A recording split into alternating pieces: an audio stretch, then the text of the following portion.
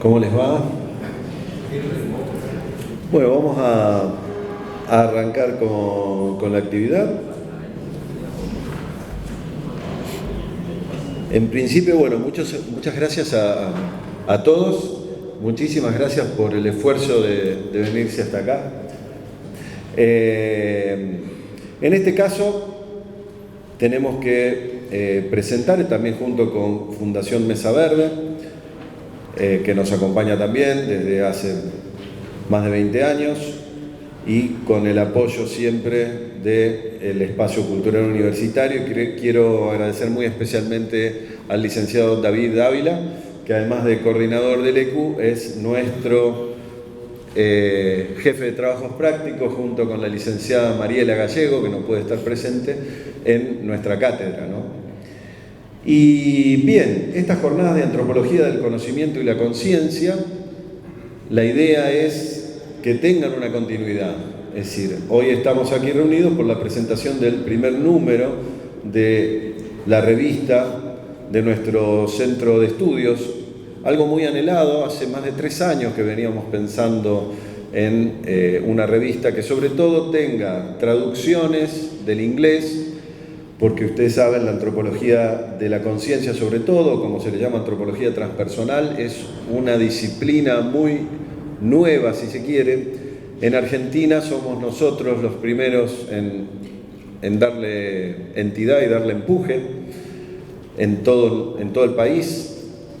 Y en Estados Unidos, por ejemplo, sí, ya hace más de 40 años que tiene vigencia. Entonces imagínense la producción que hay en lengua anglosajona, comparado con la producción que puede haber en portugués, en español, etc.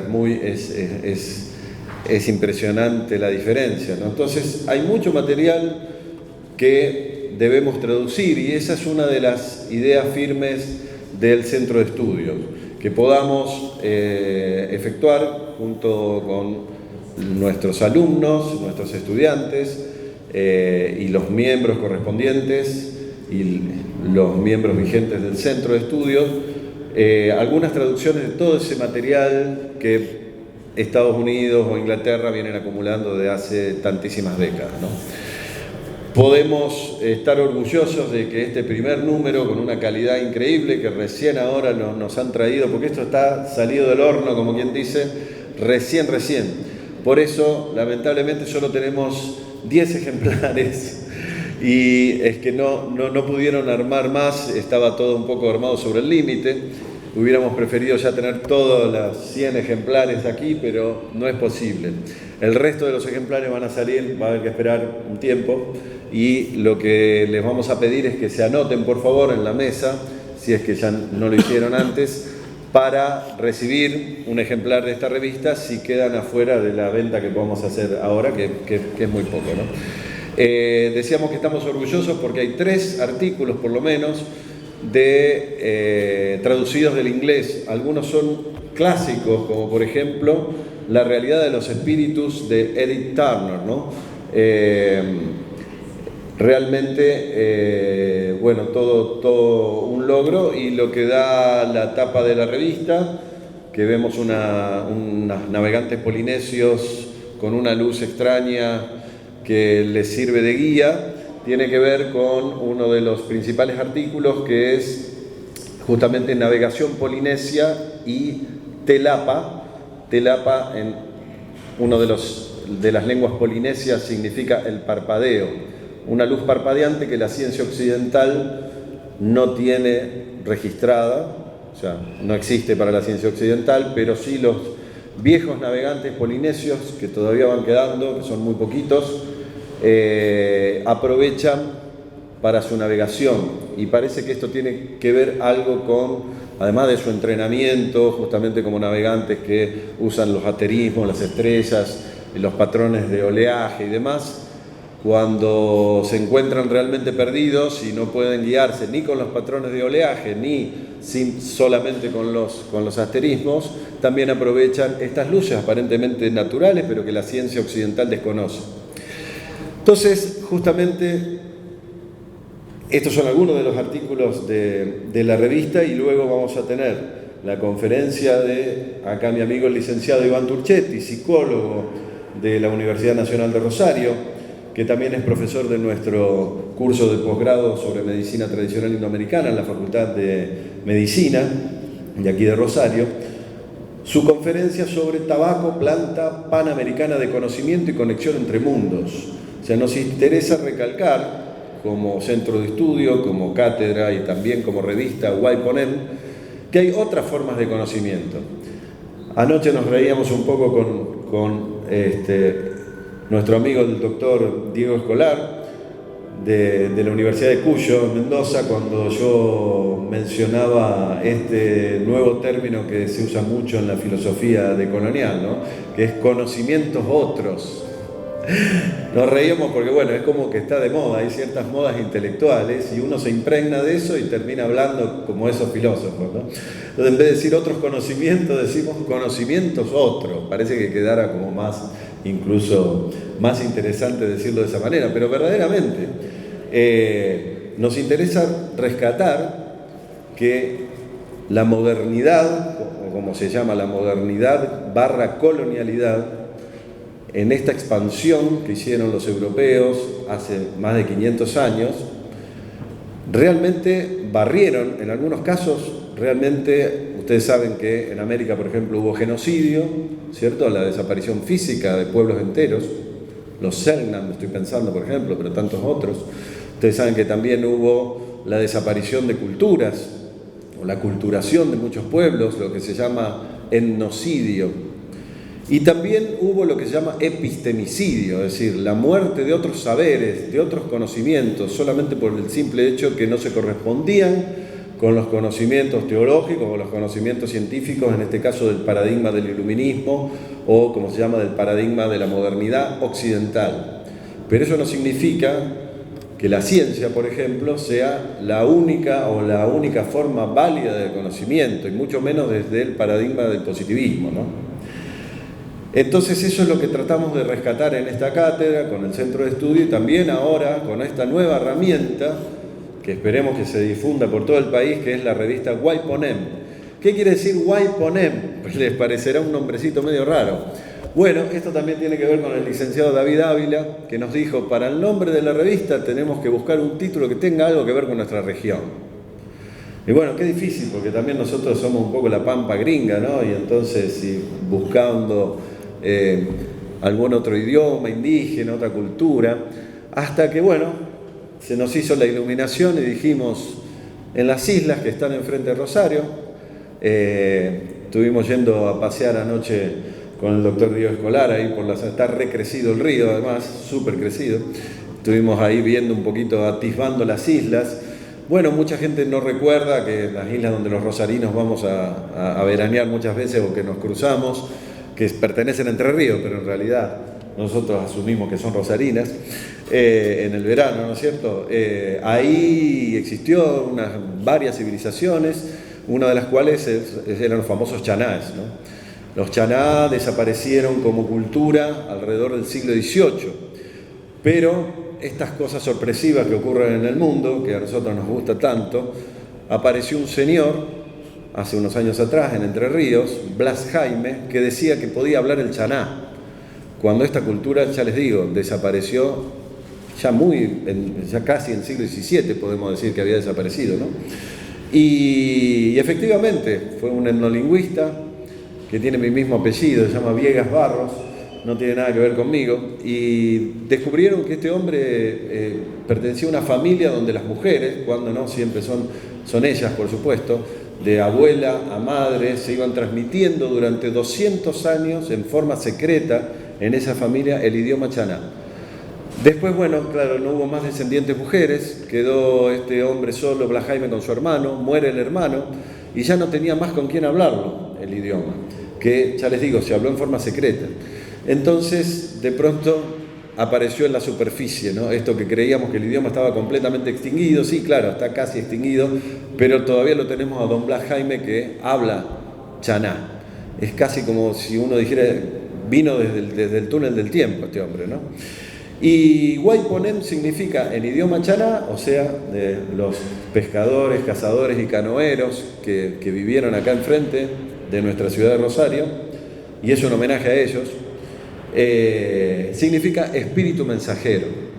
Y nos pareció un nombre muy interesante para la revista, ya que además de artículos que tienen que ver con la antropología del conocimiento, nosotros estamos tratando de empujar una disciplina novedosa que es la antropología transpersonal. Los antecedentes entonces de esta revista, Waiponem, y de las actividades que realizamos en la cátedra y en el Centro de Estudios, en la Facultad de Humanidades, tienen que ver con estos libros, ¿no? El primer libro que podemos decir con seguridad que fue la iniciación de una etnografía transpersonal en la República Argentina es Ayahuasca, Medicina del Alma. Aquel libro que escribimos con el doctor Néstor Berlanda, que está aquí presente también, que le agradezco mucho también su presencia, de Alicia y de toda la familia Berlanda, hace ya tantos años, en 2012, pero que nos llevó 17, 18 años de estudios, donde justamente cuando ciertos antropólogos clásicos no se involucraban del todo en ciertas investigaciones, por ejemplo en determinados ritos, y por lo tanto hacían lo que se llama la observación participante, que fue definida por un positivista, ¿no? Allá lejos y hace tiempo, en el siglo XIX, un señor que se llamaba Malinowski, pero que obviamente no resulta suficiente para profundizar en ciertos aspectos de ciertas culturas para las cuales los estados ampliados de conciencia son algo fundamental para su arte, para su vida social, para sus relaciones sociales, laborales, etc. Entonces, bueno, ahí hay que dar un pasito más, un pasito metodológico que yo llamé en este libro y en el que vino después, Antropología Transpersonal, la observación involucrante. Esto es, aquel que quiera profundizar mucho más sobre determinadas culturas para las cuales, en este caso, los estados ampliados de conciencia son fundamentales, y bueno, si hacen ritos de máscara, hay que ponerse la máscara, aunque nos cueste, aunque pensemos que eso no nos va a aportar nada. Posiblemente nos aporten muchísimo más conocimiento que aquel viejo antropólogo clásico, ¿no?, del siglo XIX o principio del siglo XX, que se quedaba con su cuadernito anotando, digamos, los ritos que veía, no participaba en esos ritos, solamente tenía un conocimiento, digamos, bastante superficial de lo que observaba y a un nivel incluso suponiendo que exista cierto distanciamiento, cierta neutralidad, ¿no? Y ni hablemos de que jueguen las emociones, ¿no? Había que estar bastante alejado, no involucrarse emocionalmente con el pueblo que uno trataba, porque son objetos de estudio, ¿no es cierto? No son sujetos igual que nosotros. Bueno, eso por supuesto que ha ido cambiando, que ya no es así, pero todavía faltaba dar ese pasito que algunos antropólogos, sobre todo en el norte global, como decimos, dieron hace muchos años. En Argentina son estos 3 libros los pioneros de lo que podríamos llamar la antropología transpersonal. A nivel internacional, obviamente esto no nació del todo aquí en el sur, pero lo tenemos a Charles Loughlin. Para mí, para muchos es uno de los, podríamos decir, de los padres, porque hay varios padres y madres, pero este sería uno de los padres más importantes de lo que es la antropología de la conciencia o antropología transpersonal. Es decir, dar ese otro pasito, involucrarse realmente en los rituales que tienen que ver con estados no ordinarios de conciencia, sea rituales de máscara, sea utilización de plantas enteogénicas, el tema de la ayahuasca, los hongos mágicos, el peyote, el cactus de San Pedro, las danzas,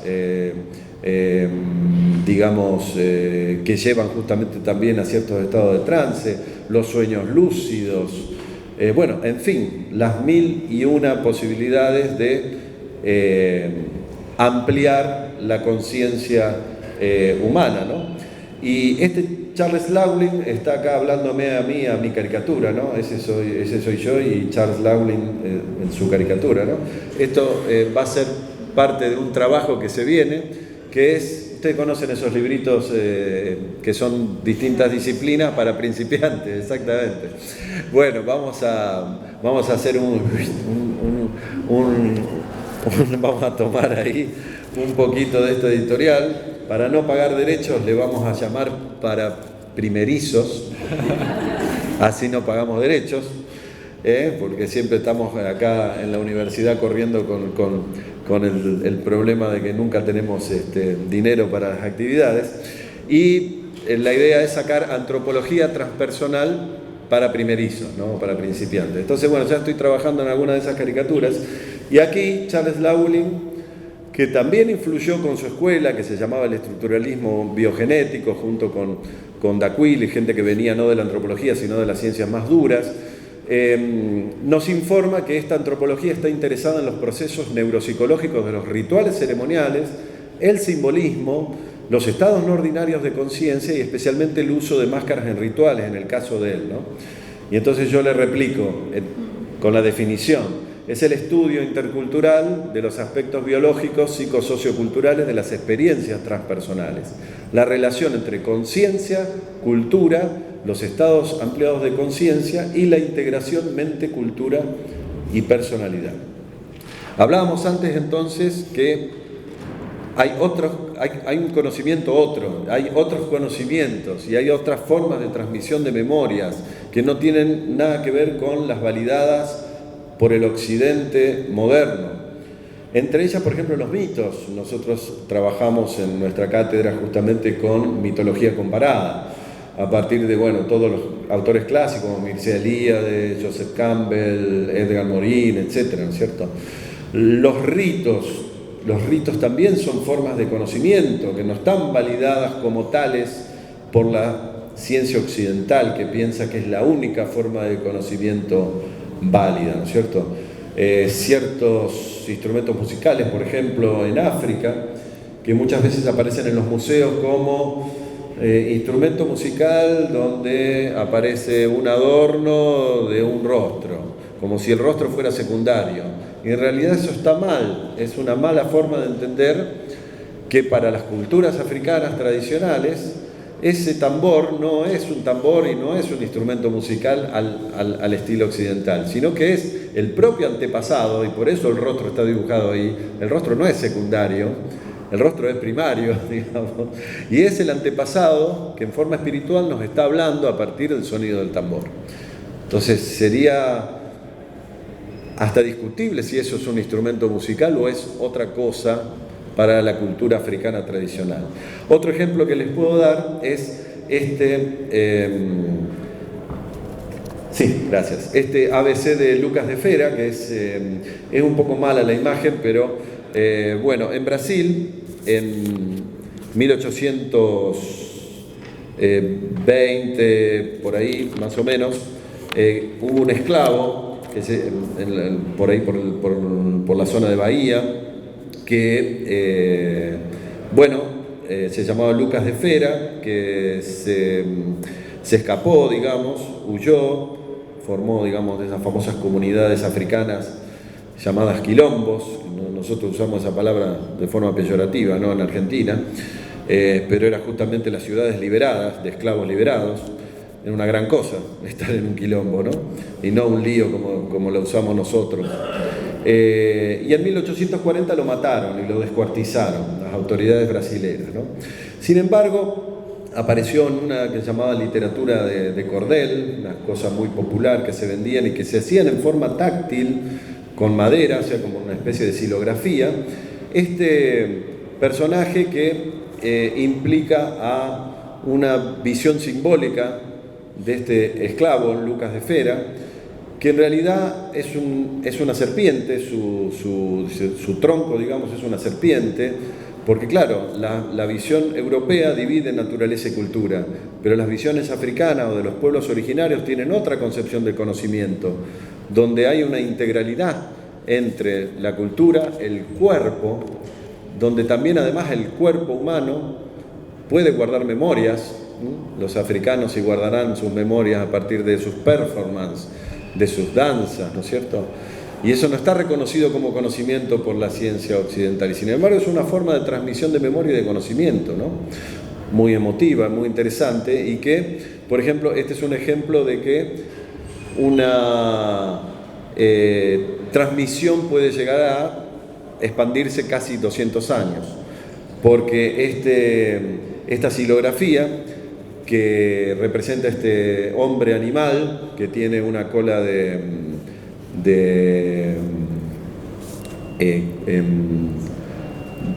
también de serpiente y que significa, digamos, de escorpión en realidad, y que tiene que ver con los 4 elementos, ¿no es cierto? Ahí aparecen reflejados el agua, el aire, el fuego, ¿cierto? Y está denunciando con esa lengua de flecha que lanza fuego, esta especie de dragón, justamente las barbaridades del racismo, ¿no? En una de sus manos sostiene un martillo, donde aparece también el elemento madera, vegetal, y el elemento mineral, en el hierro, ¿no?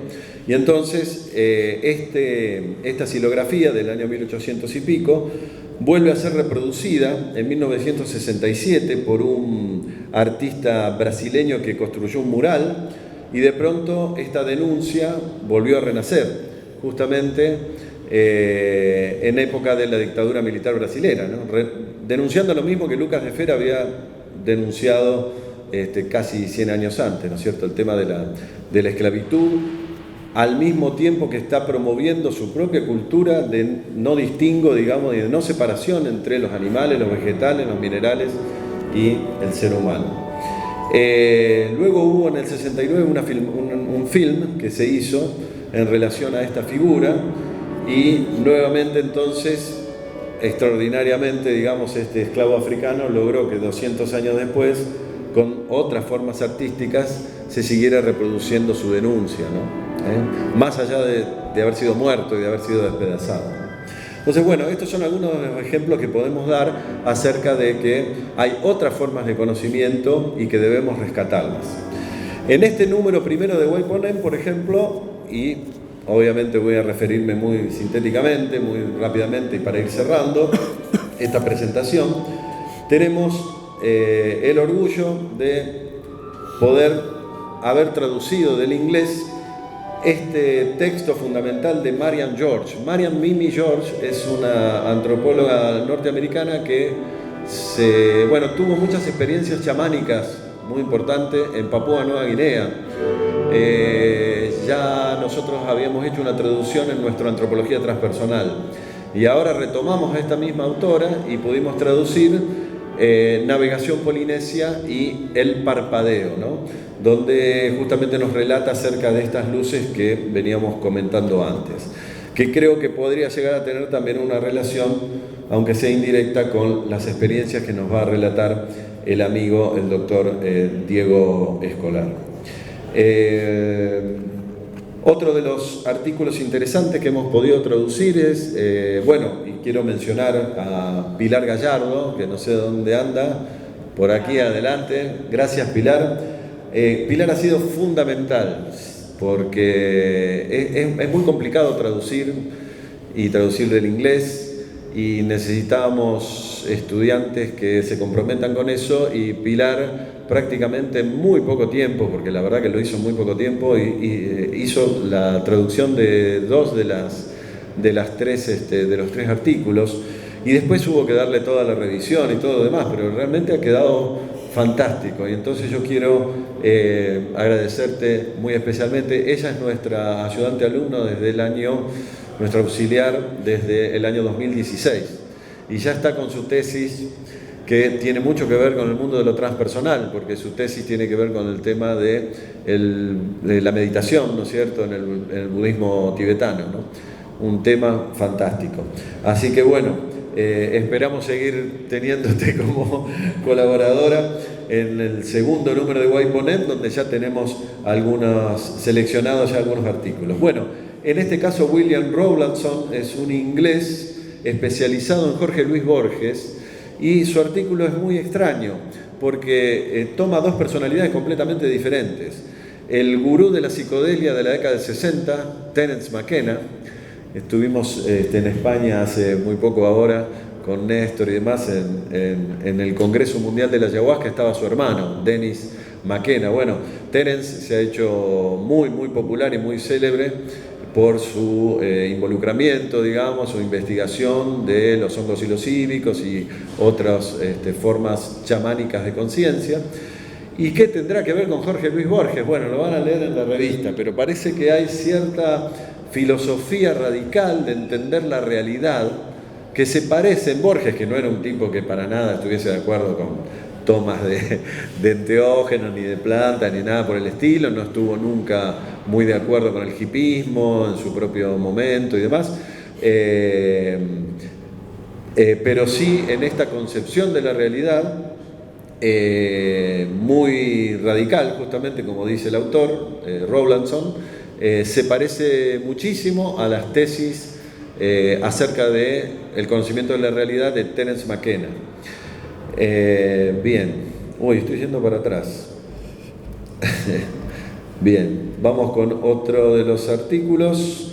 Bueno, esta es nuestra querida Edith Turner, lamentablemente fallecida hace un par de años atrás. Ahí la vemos también de joven con su esposo, el afamado antropólogo inglés Victor Turner, antropólogo simbolista. Durante muchísimos años estuvo trabajando esta pareja de antropólogos, donde ella por ahí ha quedado un poco marginada, obviamente por la cuestión del machismo, pero ha sido una mentora intelectual también, y no solamente, digamos, crió a sus hijos y estuvo al lado de su marido, mientras estuvieron durante décadas entre los Ndembu del África Occidental, ¿no?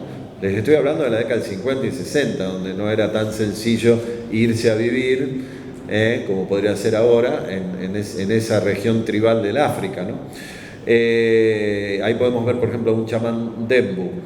Lo interesante fue que hay dos experiencias muy interesantes que tiene esta antropóloga inglesa en un ritual de sanación en África, donde ella misma se anima, tiene la valentía de decir que ha visto cómo sale una especie de nube negra, una especie de espíritu un poco inmundo, de la espalda de una paciente que el sanador o el chamán o el médico tradicional africano estaba tratando, ¿no? Y claro, los colegas antropólogos le decían: no escribas eso, ¿cómo vas a escribir eso? Eso es magia, eso no es racional, no entra dentro de los parámetros de la ciencia y del paradigma racionalista de la modernidad, y diríamos de la modernidad-colonialidad. Pero ella dice: no, yo no voy a escribir el mito de que no vi lo que vi, porque lo que yo vi, lo vi. Y era esta forma espiritual visible en Zambia, que es el artículo que tradujimos para nuestra antropología transpersonal, y ahora hicimos lo mismo con Mimi George. Fuimos a buscar de nuevo a Edith Turner y tradujimos también este otro clásico de los clásicos, que es La realidad de los espíritus. El título lo está diciendo todo. Si admitimos la realidad de los espíritus, se nos cae toda la estantería de Occidente. Claro que podemos decir que no son espíritus, que son esencias arquetípicas desde el punto de vista de la psicología junguiana. A mí me gusta más pensar de esa manera, pero ¿qué diferencia hay entre eso y los espíritus? Muy poca y nada. Uno es un planteamiento un poco más racional desde el punto de vista occidental, que nos gusta más, y el otro es un planteamiento directamente desde las cosmovisiones originarias, ¿no? Algo de eso seguramente, de los espíritus, seguramente nos va a estar comentando también el doctor Escolar. No prometas tanto. No prometo tanto. Bien, y finalmente, para ir cerrando, quiero decir que tenemos el orgullo también, porque era una de las ideas importantes de esta revista Waiponemi, que esperamos que esto siga la continuidad en el tiempo. La revista va a ser anual, no nos da para mucho más el Espinel, pero bueno, el segundo número que va a salir el año que viene, para esta misma época, y que esperamos podamos hacer también una reunión con todos ustedes aquí, la segunda jornada con la presentación del número 2, esperemos que también podamos tener esta continuidad, que es la publicación de las mejores monografías de nuestros estudiantes. En este caso, de los 4 estudiantes, bueno, que los voy a mencionar, son Leonel Anfonsi, Gustavo Di Princio, Andrés Boneri y Juan Peláez. Han trabajado maravillosamente bien. el tema del mito, y en este caso trabajaron sobre la película Pantera Negra, Black Panther, no sé si la han visto, muy buena la película, o sea, película de superhéroes norteamericana, típica, de Marvel, que fue del año pasado y que fue una de las películas más taquilleras de superhéroes y de superhéroe individual de toda la historia de las películas de Marvel. Y en este caso lo han hecho el análisis simbólico de esta película desde el punto de vista o con la lupa de Joseph Campbell, ¿no? Viendo todas las etapas del viaje del héroe en esta película. O sea, se cumplen las famosas etapas del viaje del héroe que este prestigioso académico Joseph Campbell en su momento definió en sus libros sobre mitología, y vemos que esta mitología occidental, que son las películas de Hollywood también de alguna manera, la continuidad de aquellos viejos mitos quizás medievales o de los pueblos originarios, pero ahora en clave de arte visual, sigue las mismas pautas, ¿no es cierto? Es como que recreamos los antiguos mitos en forma moderna y contemporánea. Bueno, después hay un artículo mío sobre el tabaco, donde sobre todo tomo a un miembro del SEAC, porque hablamos mucho de colonialidad, pero muy poco veo a sabios originarios siendo parte de las revistas y de los centros académicos, ¿no? En este caso, estoy muy contento de que Aguarapires y Candirú, Basilio Soria, que es un payé tupí guaraní del norte argentino, sea parte también, como todo el resto de los profesores y de los estudiantes, miembro de nuestro centro de estudios. Bien, y finalmente teníamos que también colocar una sección donde hablemos de esto que ya venimos hablando hace rato, que es el giro decolonial.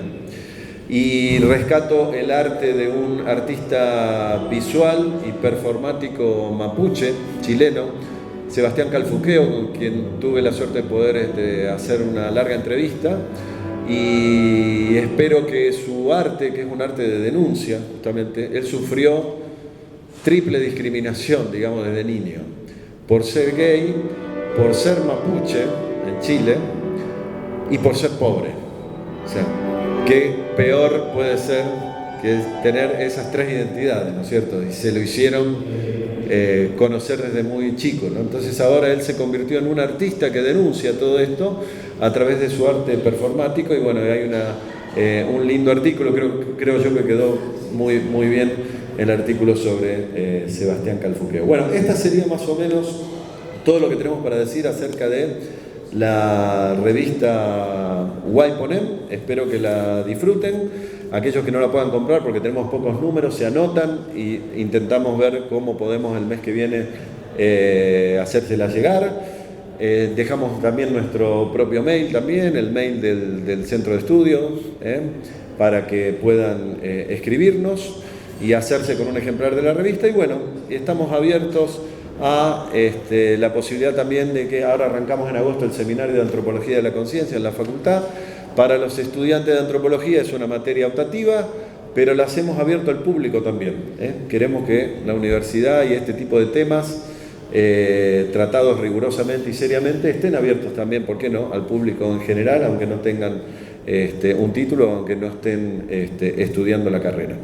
Así que bueno, ya los dejo con el licenciado Iván Turchetti y su trabajo sobre el tabaco como forma de conocimiento, otra. y bueno, muchísimas gracias nuevamente. ¿Quieres venir para acá? Dale.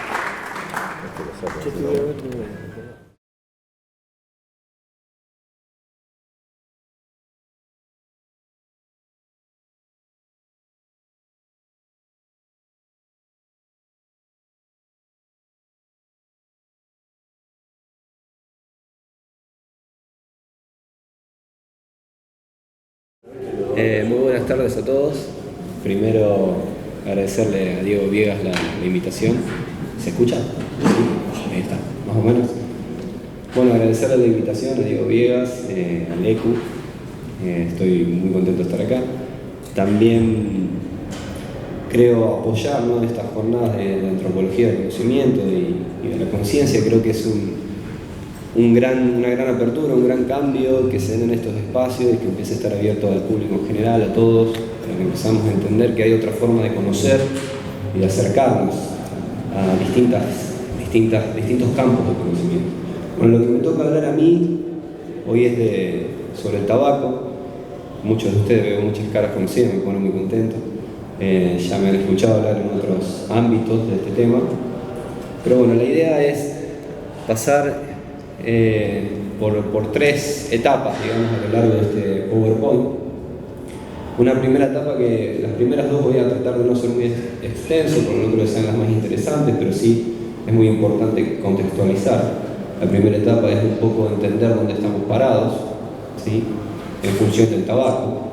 La segunda etapa es entender un poquito más la cuestión científica o técnica de qué hablamos cuando hablamos de tabaco, porque tenemos un imaginario, ¿no?, en función del tabaco.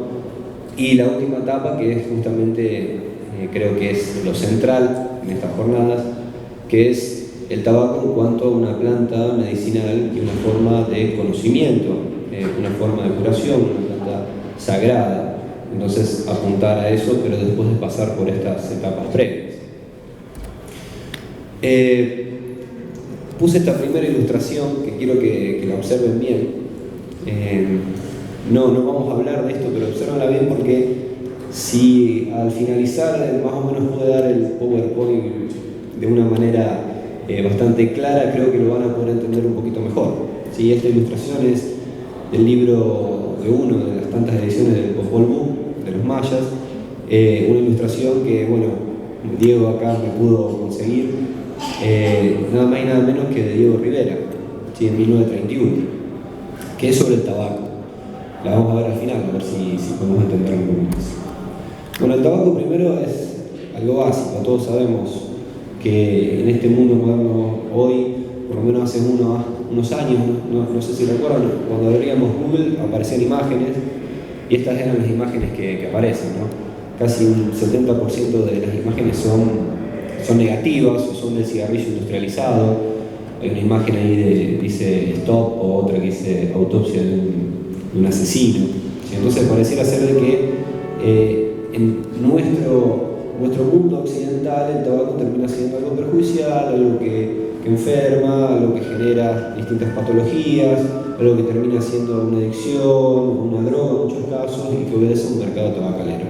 Ahora, la idea es que esta connotación negativa de nuestra sociedad contemporánea está totalmente desligada de un contexto, digamos, que es al que vamos a tratar de abordar. Entonces, empecemos en esta primera etapa, ¿no? En este encuentro entre Europa y América, lo que empieza a suceder en primer lugar es que cuando llegan los cristianos, digamos, a este nuevo mundo, empiezan a ver, imagínense, ¿no?, a los nativos echando humo por la boca. Lo que debe haber sido para los cristianos, no haberlo visto nunca esto, fue inmediatamente vinculada a la planta con el demonio, con el diablo. O sea, se los consideró a todos los tabaqueros o médicos tradicionales que utilizaban el tabaco ministros del demonio.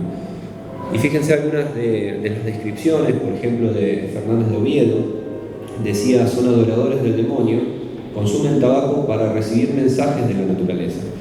Y hay algo curioso en estas descripciones, porque fíjense que hay una primera interpretación, que son adoradores del demonio, ministros del demonio, evocadores del diablo, pero paralelamente, de alguna manera, están dando a entender de que hay un saber, porque fíjense que lo que sigue dice: consumen tabaco para recibir mensajes de la naturaleza. O por ejemplo dicen: aprenden los secretos prohibidos de la naturaleza. O a su vez aprenden a curar, cómo curar. Entonces pareciera ser que incluso dentro de la visión cristiana totalmente negativa, a modo de interpretación, dentro de su contexto y su visión de lo que era el mundo, eran adoradores del diablo, pero a su vez conocían secretos de la naturaleza, sabían cómo curar. Ahora, esta es una visión que termina siendo una connotación espiritual, si se quiere, del tabaco. Pero el tabaco tiene su propia connotación espiritual dentro de los distintos pueblos originarios de América. Acá vamos a hacer un recorrido histórico que espero poder contárselos como un cuentito, porque es muy lindo para mí, por lo menos. Imagínense, llega Colón, ¿no? El 12 de octubre, que según leí por ahí, aparentemente llegó el 13 de octubre, pero como era un número que era medio de mala suerte, más lo pusieron para el 12 de octubre. Cuando llega Colón, lo primero que le ofrecen son hojas de tabaco, entre otras cosas. Colón no tenía ni idea que le estaban ofreciendo. Y al muy poquito tiempo, en excursiones exploratorias, algunos miembros de la tripulación consumieron por primera vez, fumaron tabaco.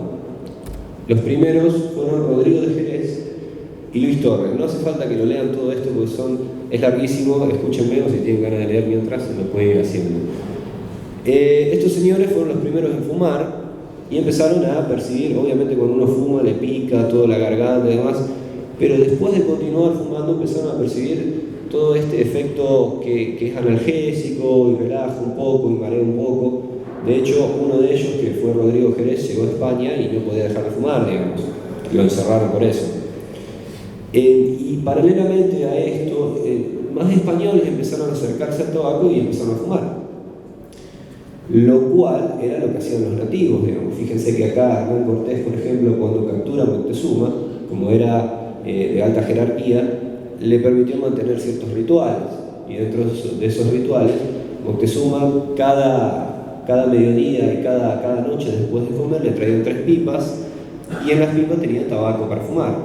Entonces, esto empezó a hacer una mezcla entre los españoles y el tabaco empezó como meterse un poco entre el mundillo español.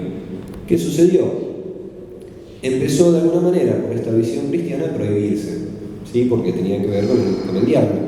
Pero curiosamente, los mismos sacerdotes empezaron a consumir muchísimo tabaco, a tal punto que en 1558, 1588, largan una resolución que dice: se prohíbe bajo pena de condena eterna que los sacerdotes, antes de administrar los sacramentos de la misa, se llenen de tabaco en la boca o de polvo de tabaco en la nariz, ni siquiera por motivos medicinales. O sea, fíjense que por un lado se prohibía y por otro lado se empezaba a consumir. Y ahí empieza a suceder algo bastante extraño con el tabaco, con la historia del tabaco. Empieza a expandirse. Llegan las primeras semillas a España y a Portugal, y ahí, en los jardines de los palacios, porque eran los poquitos que podían tener el tabaco, empieza a cultivarse y ya la monarquía, digamos, querían tener, era algo excéntrico, ¿no? El que tenía una planta de tabaco era algo novedoso, y todos empezaron a querer tener plantas de tabaco. De ahí que, por ejemplo, el embajador francés Jean Nicot, de ahí viene también la nicotina, de la palabra, agarra y trata a una persona con engüetos de tabaco, lo cura de un tumor y se lo manda a Catalina de Médicis. Catalina de Médicis le encantaba la alquimia y se empiezan a fanatizar con esta planta que parecía ser una especie de panacea. Entonces ya de Portugal, España, llega a Francia y por otra vía llega al Vaticano.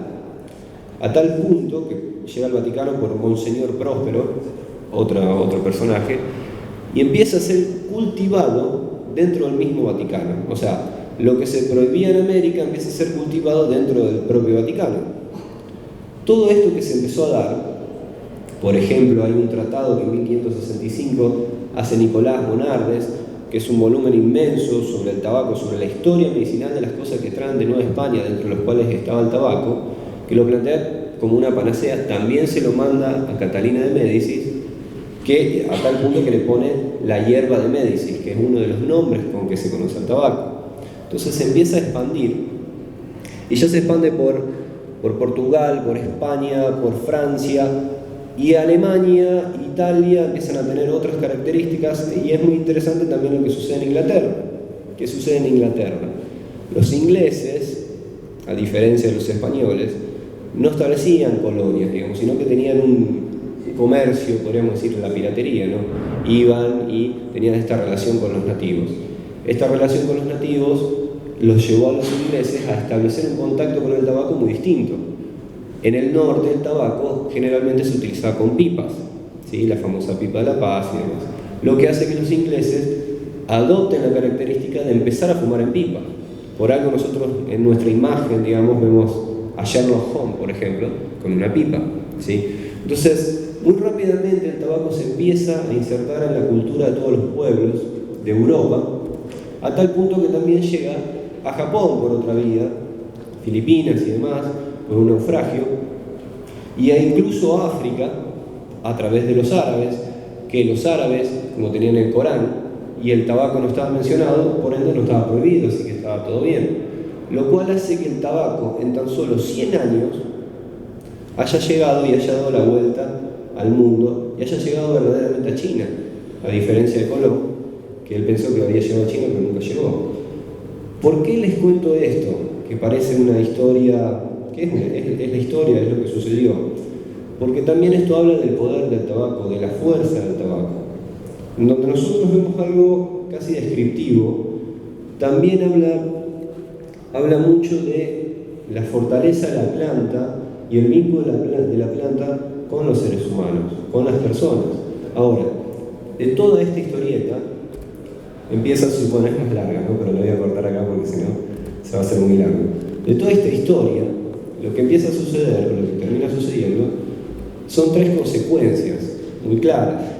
La primera consecuencia es que hay un mal contacto, ¿sí? En este primer encuentro entre Europa y América, lo que se da es un desconocer de las propiedades medicinales. Lo primero que observan los europeos es que se fuma, y desde ese momento empezaron a fumar. Y no saben muy bien qué es lo que hace el curandero o el médico tradicional o el tabaquero previo a fumar, todo un trabajo que viene de milenios. Ellos directamente empezaron a hacer la última etapa del curandero, y desde ahí hay un primer mal contacto. Una segunda cuestión es la connotación espiritual. Esta visión cristiana, si bien no sigue hasta el día de hoy, es una connotación cristiana que es sesgada, y de hecho de alguna manera, si ustedes ven las cajitas de cigarrillos industriales, aparecen un montón de imágenes, hasta en algunas aparecen calaveras, se entiende por qué, ¿no? Pero está totalmente distanciado de lo que piensan los pueblos originarios en función de esta planta. Y el tercer punto es justamente esta visión moderna del tabaco como algo totalmente perjudicial.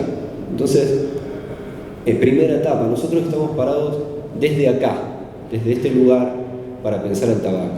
La idea es poder corrernos de aquí. Ahora vamos a pasar a hablar un poco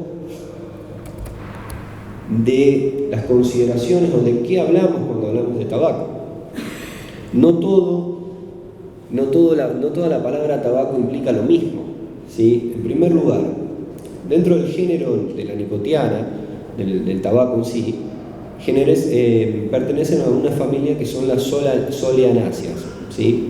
Hay 64 especies de tabaco. Lo que se ha descubierto es que el 58% de todas estas especies, el 60%, pertenece a Sudamérica. O sea, estamos hablando que es una planta originaria de acá, y que el restante pertenece a la parte de Norteamérica o a la parte australopacífica. Entonces, genéticamente se ha descubierto que estas partes, estas nicotianas que son del norte y las nicotianas que son de la parte australopacífico, tienen un vínculo con las plantas de Sudamérica, pero no las plantas de la parte australopacífico de la parte norte, lo cual implica de que el origen es en Sudamérica. De hecho, se han descubierto plantas que son los padres del tabaco, que tenían 12 pares de cromosomas, y hubo un salto a 24 pares de cromosomas, que es lo que tiene el tabaco. ¿Esto para qué? Para entender también que geográficamente es una planta de nuestro lugar, de nuestra zona. Entonces, como para ir siguiendo, geográficamente es de este lugar, a su vez la cuestión histórica implica un mal contacto, implica que empecemos a entender que hay una historia previa, que es la que vamos a ir siguiendo para poder entender después, al final, la cuestión del conocimiento y cómo trabajan sí. De estas especies, voy muy rápido, estoy hablando muy rápido, bien, vamos. De estas especies, de estas 64 especies, se dividen en 3 grupos, ¿sí? Hay un grupo que son las llamadas petunioides. Las petunioides son las del género que prácticamente no tienen nicotina, o tienen muy poquito. Después hay una especie que es la nicotiana tabaco. La nicotiana tabaco es la que nosotros popularmente conocemos. Es la del tipo del cigarrillo rubio. Y después está la nicotiana rústica, que es el tipo de tabaco que nosotros llamamos el mapacho, o que se llama en realidad en la selva el mapacho. Para que se dé una idea, esta es la nicotiana tabaco. La nicotiana tabaco es la que utilizan los cigarrillos industriales, que de hecho lo conocemos como el tabaco tipo Virginia, que dentro de esta historia que les contaba previamente, los ingleses en parte hicieron una colonia en Norteamérica para empezar a cultivar tabaco.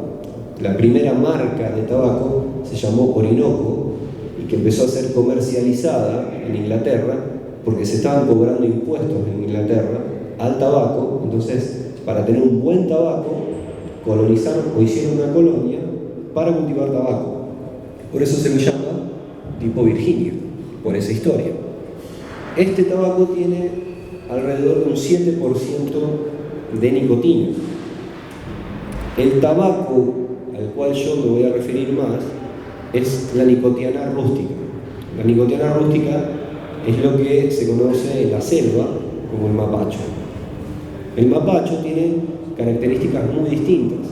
Primero, no tiene ningún tipo de agroquímico, ni químico, ni pesticida, ni nada, y a su vez tiene muchísimos más alcaloides, tiene hasta un 18% de alcaloides, o sea, de nicotina, lo cual implica que sea un tabaco mucho más fuerte. No es tan fácil fumarse un mapacho detrás de otro, digamos, porque te marea mucho y hasta te puede llevar al baño o incluso vomitar si no estás acostumbrado.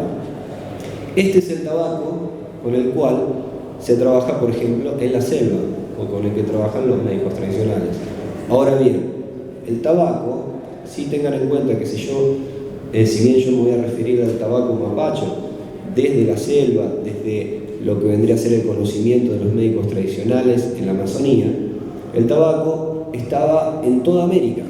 ¿Sí? Es una de las únicas, si no es la única, por lo menos desde que lo que yo tengo de referencia es la única, que se ha extendido a lo largo de toda América.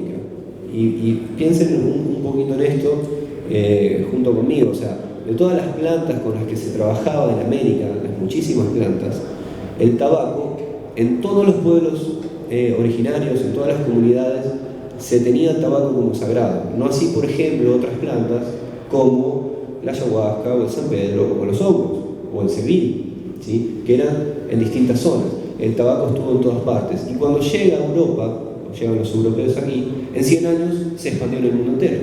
Y de hecho es una planta que al día de hoy, si bien es perjudicial, es de las pocas plantas que no son prohibidas. Se prohíbe fumar adentro y demás, pero se ve que se la ingenió de alguna manera para seguir estando hoy. Porque el resto de las plantas, por ejemplo, dentro de las medicinas tradicionales, hay muchísimas que están siendo prohibidas. El tabaco no. Eso habla de la fuerza también espiritual del tabaco, algo que vamos a hablar después. Entonces, si bien el tabaco estuvo en toda América, yo no puedo hablar del tabaco como lo pensaba cada médico tradicional de distintos lugares, pero sí me voy a referir puntualmente al mundo amazónico. Ahora bien, decimos que el tabaco es una planta medicinal y de conocimiento, ¿sí? Entonces, por toda esta historia que vimos previamente de este mal encuentro, esta connotación espiritual sesgada de considerarlo perjudicial, esta cuestión taxonómica de ver qué distinto que es un tabaco del otro, ¿sí? De un cigarrillo industrial a este tipo de tabaco que yo estoy hablando, es desde este lugar donde nos vamos a meter un poco más en lo que es el tabaco en términos de conocimiento, en términos de curación, en términos de algo sagrado. Y para eso quisiera que siempre tengan en cuenta algo. El tabaco en términos de planta no trabaja por sí sola, ¿sí? El tabaco solo puede tener su uso curativo o medicinal si hay una persona capacitada detrás, que es el médico tradicional, ¿sí? Entonces, todo lo que voy a hablar del tabaco y cómo trabaja, eso significa que hay una persona preparada que lo puede poner en funcionamiento. De otra manera, esto no sucedería o no va a suceder. En primer lugar, los modos de aplicación del tabaco en toda América, hay 4 características que son centrales, ¿sí? La primera es la diversidad en los métodos de ingestión del tabaco. El tabaco, salvo la vía intravenosa, en toda América se utilizó de todas las maneras posibles, ¿sí? Se utilizó, por ejemplo, ocularmente, en gotas ocularmente, se utilizó analmente con enemas, se utilizó de modo bebido, esnifado, mediante o cingueado en la nariz, o hasta incluso se hacía una pasta con almíbar, el ambil que se llama, que se utilizaba de modo lambido y también de modo fumado. O sea que, para que ustedes se den una idea, es una de las pocas plantas que se ha utilizado de todas las maneras posibles. A su vez, una segunda característica, que es las grandes cantidades de consumo del tabaco. El tabaco, los médicos tradicionales no lo consumían simplemente para fumarse un pucho afuera, tranquilitos. Lo consumían, lo fumaban, lo bebían en grandes cantidades, al punto tal que podemos decir una intoxicación, si se quiere, no me gusta esa palabra, pero muy aguda, en el cual hay un mareo muy fuerte, y ahí es donde suceden las cosas más profundas. El tercer punto es el carácter central del consumo del tabaco. El tabaco está presente en toda ritualidad, no sé si en toda, pero tiene siempre un carácter central en la cuestión ritual, sea en distintas experiencias con enteógenos, o incluso, por ejemplo, cuando se va a distintos lugares, ustedes a lo mejor lo habrán visto, una de las ofrendas que se da es tabaco. A la Pachamama se le da tabaco, porque eso también es un alimento espiritual, como lo vamos a ver más abajo. Y el cuarto punto es que el tabaco, lo que se ve es que en los modos, digamos, se combina con todo el resto de las plantas, con cualquier otro tipo de planta. O sea, lo que vemos a diferencia de otras plantas que se consumen solas o en combinación con algunas otras, el tabaco se combinaba con cualquier otro tipo de planta, sea por ejemplo para esnifar, o sea cuando uno lo fumaba trabajando con otras plantas. Entonces estas cuatro metodologías de uso, de consumo, de utilización, de consideración, son sumamente importantes para que entendamos el carácter central del tabaco. Ahora, dentro de las perspectivas de las medicinas tradicionales con el tabaco, hay algo que dice Johannes Wilber, que a mí me resulta interesante, por ejemplo, o da más sentido a lo que estoy hablando, ¿no? Es que el uso tradicional del tabaco en todo lo que es la población amerindia siempre conlleva la figura del chamán, ¿sí? La figura del curandero. O sea, el tabaco y el chamán van de la mano. Siempre que uno hable de chamán tiene relación con el tabaco. Y a su vez, lo que dice Johannes Wilber es que el tabaco siempre tiene una relación con fines religiosos, lo llama él, o con fines, podríamos decir, espirituales, y a su vez con prácticas que tienen que ver con la curación. Entonces vemos que hablar de tabaco implica hablar de chamán, implica hablar del área de lo que es el campo espiritual, implica hablar de la curación, ¿sí? De hecho, para que ustedes tengan un poco más de información, que no lo puse en este PowerPoint, hay un registro de por lo menos unos 7.000 años de relación del ser humano con el tabaco en el cultivo. De hecho, se piensa que puede llegar a haber sido el primer cultivo, digamos, o la relación con una planta dentro de aquí de América. Entonces esto ya implica de que dentro de la tradición del tabaco en los pueblos americanos, el tabaco tiene 7.000 años. De ahí entendemos un poco más qué sucedió cuando llegaron los europeos. No tenían estos 7.000 años detrás, lo empezaron a fumar así porque sí, pero hay 7.000 años de historia y de relación con el tabaco que conlleva entender el potencial terapéutico de esta planta. Y aquí empezamos a hablar un poco más de la cuestión del conocimiento. Aprendizajes y dietas. Esto es complicado de explicar. A ver, dentro del mundo amazónico, de la selva, hay algo que se llaman las dietas. Muchos de aquí deben saber de qué se trata. Para los que a lo mejor no saben de esto todavía, las dietas no son una dieta de tipo alimentación, no es una dieta con el cuidado del cuerpo y para bajar de peso. Las dietas se le llaman a un procedimiento mediante el cual una persona está 7 días, una semana, 20 días, hasta incluso meses o años, bebiendo una planta en total aislamiento, sin vincularse con nadie, en restricciones alimenticias, sin contacto sexual de ninguna clase, en donde en ese momento lo que empieza a suceder es una relación entre la persona que está bebiendo la planta y la planta en sí. En este procedimiento, lo que se da tiene que estar guiada por un médico. Está 10 minutos. Bien. Tiene que estar guiada por un médico tradicional, y es en una dieta en donde lo que termina sucediendo es que el discípulo o el aprendiz empieza a aprender, pero aprende mediante la experiencia, no mediante la explicación, que es lo que nosotros conocemos. Nuestro modo de aprender es así, hablado o leído.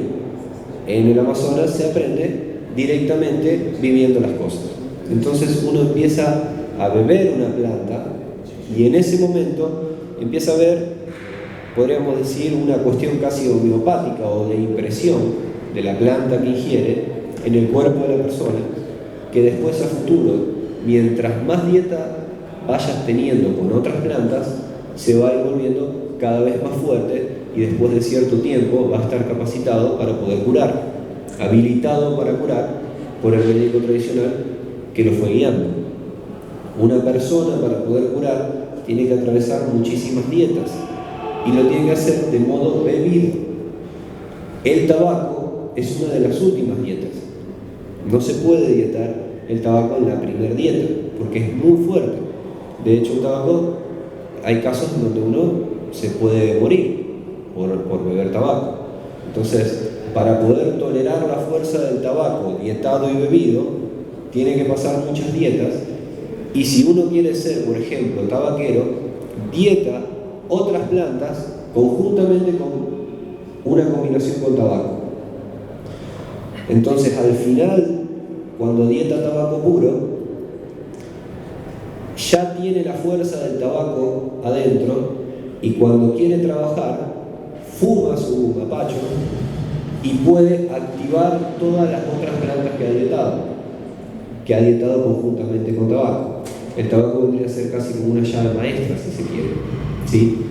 Entonces lo que sucede, para que ustedes vayan interrelacionando, fíjense que la idea de fumarlo, de los europeos cuando llegaron, estaba totalmente descontextualizada del conocimiento de los médicos tradicionales, en donde lo primero que hacían era beberlo, era de modo líquido, y beberlo después de muchísimas etapas para poder aguantarlo.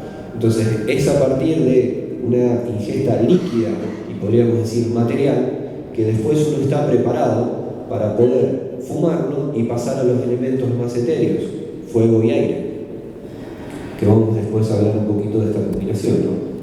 Fíjense, por ejemplo, que entre los yabos de Perú, lo que ellos dicen es que el chamán que puede ver de manera verdadera ya no recurre prácticamente a otras drogas, dice chaumil, no me gusta esta palabra, pero lo dice chaumil, sino que dice, estos son reemplazados por el tabaco, lo cual confirma que es el vegetal chamánico por excelencia. Ya el chamán que puede ver ya no necesita recurrir a otras plantas, sino con el tabaco mismo puede trabajar. De hecho, conozco tabaqueros que no necesitan hacer sesiones de ayahuasca, por ejemplo, o enteógenos, sino que simplemente con su mapacho, mediante una técnica que es la de tomar el pulso, no sé si lo conocen, se toma el pulso de la persona y fumando saben qué es lo que le sucede a la persona que tiene frente. Y lo saben, porque tienen cola de gente que va a ser atendida y la gente no va porque se sugestiona, va porque trabaja bien. El tabaco tiene una característica muy especial, una de varias. El tabaco posee los 4 elementos, ¿sí? Y cuando entramos a hablar de estas cuestiones del conocimiento de los médicos tradicionales, hablamos siempre en un lenguaje que es un lenguaje simbólico y es un lenguaje metafórico. Hablamos de los elementos y para nosotros es ¿Y qué está queriendo decir? Porque necesitamos una explicación un poquito más científica. La realidad es que el lenguaje metafórico no significa un lenguaje imaginario, sino que es un lenguaje real, implica una practicidad. El tabaco, ¿me siguen o la música los desvía? Bueno, vamos a hacer lo que se pueda para ir cerrando. El tabaco lo que tiene es que posee los 4 elementos, ¿sí? El tabaco es masculino, pero tiene los elementos del fuego, el aire, la tierra y el agua. Eso lo hace una planta única, que es una planta que se puede combinar con cualquier otra planta. En el mundo de los médicos tradicionales saben que cada planta tiene su espíritu, ¿sí? Y de hecho se puede ver, uno lo ve en estados ampliados de conciencia. El espíritu puede ser masculino o femenino y puede tener ciertas características, como por ejemplo de tierra, de fuego, de aire o de agua. Hay plantas como la hoja de coca que es masculina y femenina. El tabaco es masculino, pero tiene los 4 elementos. Eso lo hace muy especial, porque lo hace una planta que se combina con cualquier otra planta. Puede, en este caso, dinamizar o potenciar a otra planta. Por eso es que en cualquier contexto ritual o de curación, por lo menos en América, el tabaco está siempre de por medio, porque es a través del tabaco donde uno ajusta, vamos a decirlo así, como dice Chauí, ajusta las velocidades para adaptarse a las madres o los espíritus de las otras plantas. El humo es un vector energético. El humo que tira el médico tradicional no es humito y nada más. El médico tradicional que tiene un saber, que ya ha pasado por muchas dietas, carga su mapacho, y al cargarlo con todas las dietas que tiene, y si está en un estado ampliado de conciencia, puede trabajar en el paciente y puede trabajar limpiando, protegiendo, curando, dependiendo también la fricción del paciente. Ahora una persona que no conoce esto, si sopla a otra persona se puede chupar el mal. De hecho, el curandero que sopla tiene que tener mucho cuidado también en esto, porque puede chuparse cosas, ¿sí? En el momento que está curando. Esta es una técnica que se llama la soplada en el Amazonas. La dimensión espiritual del tabaco, fíjense que hablábamos del tabaco como algo demoníaco, ¿no?, para la visión cristiana, pero dentro del Amazonas, el tabaco, por ejemplo, hay un curandero que acá lo saqué de un texto de Mavid, de Taquihuasi, dice: yo lo he visto, el padre del tabaco, el espíritu del tabaco, es un hombre negro, alto y fuerte, y usa un sombrero blanco, tiene ojos que brillan como fuego, pero es bueno, lo cuida. Esta característica del sombrero blanco es la conexión directa con este mundo otro, ¿sí?, con este mundo de los espíritus, y a su vez el negro es la máxima concentración de la luz. ¿Sí? No significa una connotación negativa, sino todo lo contrario. Es fuerte y es masculino y nos cuida. De hecho, el tabaco tiene estas características. El tabaco termina siendo al principio muy severo, porque lo que nos genera en el cuerpo primero es una variación impresionante, no nos da fuerza para nada, nos deja tirados en el piso y la cabeza piensa y piensa y no para. Pero es después de ese proceso que lo que termina sucediendo es que uno tiene todo lo contrario. Se para firmemente y tiene más fuerza, tiene más claridad mental y en términos de protección se siente muchísimo más fuerte. Entonces, entra el tabaco y lo que hace es sacarte todo lo que no necesitas, a pesar de que no te guste, y después de que te lo saca, es ahí en donde sentís esa fortaleza. Ahora, el proceso a veces no es nada agradable, ¿no? De hecho, se utiliza para ritos de pasaje. En los adolescentes, por ejemplo, en los guajiros de Venezuela, tenían la prueba del tabaco. Para pasar al mundo de los hombres, de niños a hombres, se le daba a beber tabaco, dentro de los cuales muchos se perdían ahí en el medio del monte, volviéndose locos, y los que lo resistían bastante bien ya mostraban aptitudes para poder ser médicos tradicionales. Las consideraciones bioquímicas, esto me parece un detalle interesante, que es que el tabaco lo que hace es inhibir una enzima que tenemos que es la monoaminoxidasa. Esa enzima, a nosotros trabajando dentro de nuestro, no nos permite liberar dimetiltriptamina endógena.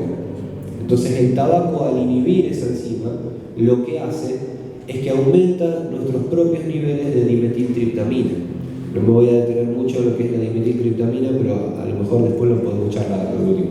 Pero es el componente, por ejemplo, de la ayahuasca, que en la combinación de la ayahuasca genera las visiones.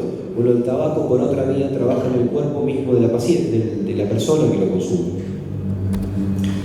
Y el último punto es que el tabaco es un mediador entre el mundo visible y el mundo invisible, ¿sí?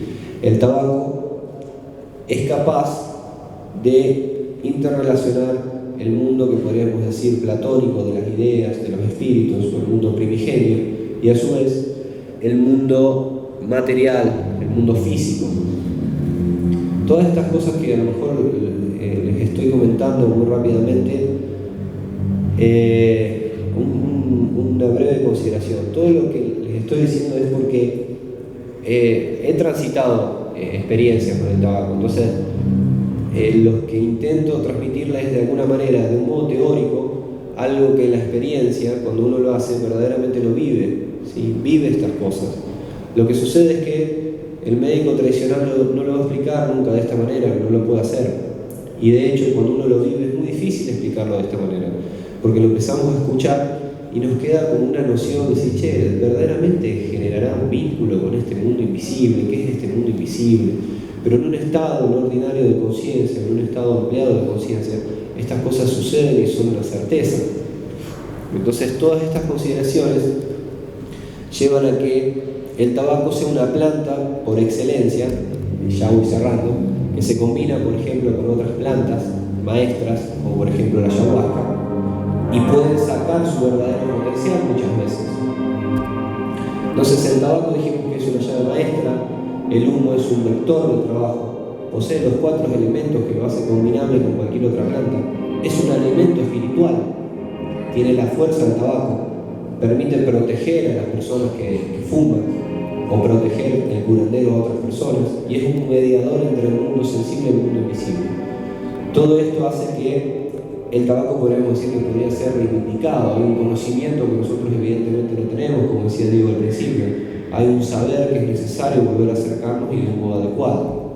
Entonces, esta imagen que les había puesto al principio, fíjense cómo estas dos personas que están fumando, que ahí hay ya una congregación importante, ¿no? de 2 personas en la realidad, fíjense cómo el humo termina siendo protector de todas estas flechas, ¿sí? Que aparecen alrededor, pero espiritualmente también pueden afectar estas flechas, ¿sí? Ahí debajo, no sé si ven a estas 2 personitas, a estas 2 figuritas como si fueran perritos o algo así, que terminan entrando las flechas dentro de un contexto que podríamos decir en términos espirituales, pero el cuerpo de las personas está protegido. Fíjense que en la tercera lámina el tabaco los envuelve y pareciera ser que están en un cielo estrellado, el mundo de arriba. En la cuarta están en el mundo del medio, con estos jaguares, y en la quinta están en este mundo de fuego, que podríamos decir el inframundo. Y la cuarta lámina la vamos a dejar en el suspenso, digamos, porque tiene muchísimas otras connotaciones y no todo se puede decir. Así que bueno, es un poco esto. Muchísimas gracias.